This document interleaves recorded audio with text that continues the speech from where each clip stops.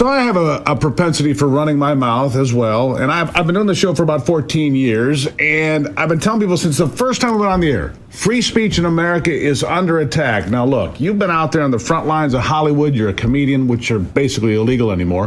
But, I mean, they are. They don't go to college campuses anymore because they fear they'll be run out by pitchforks and torches.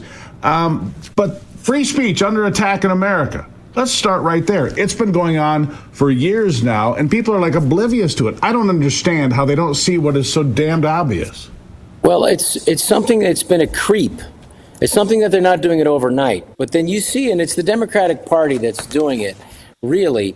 I mean, you saw it under COVID, where people were silenced, whether it was scientists who were scared to have their research grants taken away, or whether it was academics who were afraid of having pitchforks in front of their classroom if they said something, and doctors. I mean, simple doctors, and who knew something was up, and they were silenced. And it really was the Biden-Harris administration worked with tech companies to violate Americans' First Amendment rights to free speech. And when it was finally exposed, thank God for Elon Musk, when they finally had the hearings in the House of Representatives.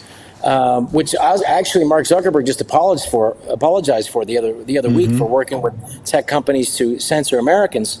He apologized. Anyway, when the Democrats were finally exposed in the Harris Biden administration, were exposed for this violation of First Amendment rights, instead of recalibrating and saying, "Hey, we need to correct this," what they did instead was they just doubled down and they just attacked the journalists. The independent journalists who had access to all the Twitter files, which was Matt Taibbi and Michael Schellenberg.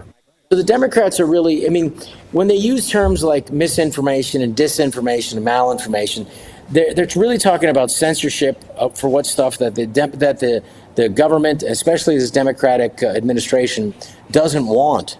Now, free speech is all speech. And the agreeable stuff and the stuff that everybody likes is not what needs protection. That's right.